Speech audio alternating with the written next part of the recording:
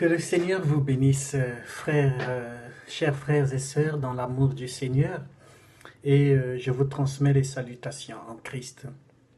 Aujourd'hui, je souhaite venir partager avec vous la méditation de la parole de Dieu, quelque chose qui est sur mon cœur, surtout pour les jeunes filles, les jeunes garçons, mais beaucoup plus pour les mamans, les femmes, les sœurs en Christ.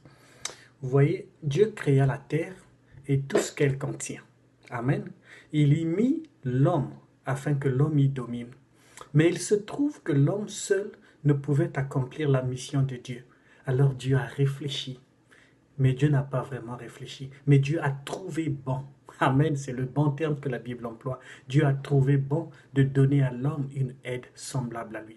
Parce que l'homme était seul. Il se sentait seul. Dieu lui créa donc la femme. Aujourd'hui, je désire parler de la femme que Dieu a créée pour être à côté de l'homme. Amen.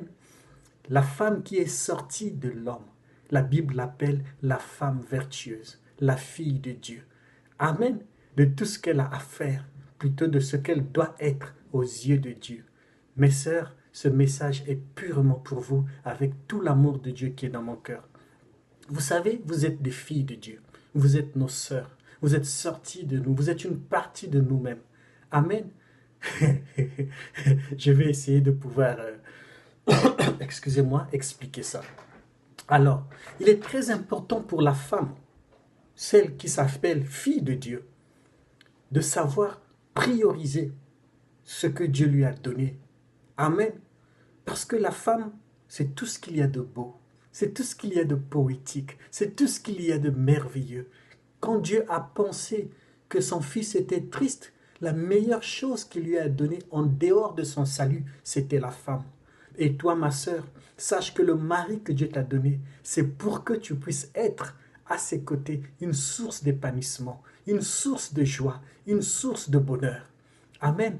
Et la beauté dont il s'agit ici, pas de la parure seulement extérieure, mais de la beauté intérieure. C'est ce que Dieu regarde en premier.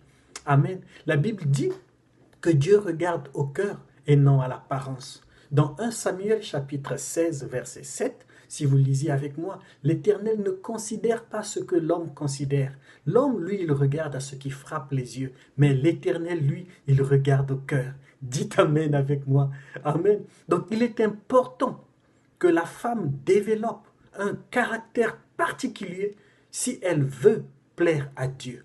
Amen. Je veux que les femmes soient des femmes vertueuses, car la Bible les appelle des femmes vertueuses. Une fille de Dieu qui est revêtue de la parole de Dieu. Les vertus en question, elles sont nombreuses dans la Bible. Quand Jésus donne la parabole d'une femme qui avait une perle de 10 diadèmes, les diadèmes sont les vertus. Et parmi les vertus, là dans Galates 6, on explique qu'est-ce qu'elles représentaient. Il y avait la bonté, la tendresse, la douceur, l'humilité. Ce sont des vertus, ce sont les vertus de l'esprit, ce sont les vertus que Dieu donne à la femme. Mais aujourd'hui, je vais vous parler d'une vertu qui est parfois oubliée. Comme on dit souvent, la béatitude oubliée. Il s'agit de la vertu de bonté. Les femmes sont censées être bonnes de nature. Parce que la bonté, Dieu a placé ça dans le caractère de la femme. Lorsqu'un homme cherche une femme, il regarde les vertus que Dieu a mis dans cette femme, parmi lesquelles il s'agit de la vertu de la bonté.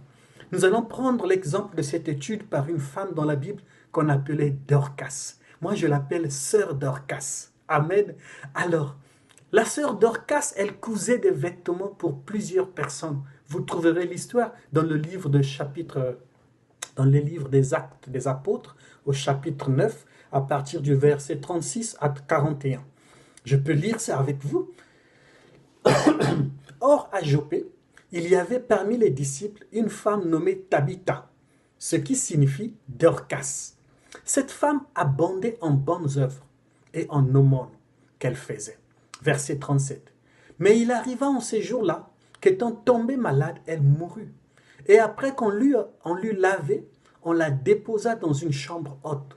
Verset 38.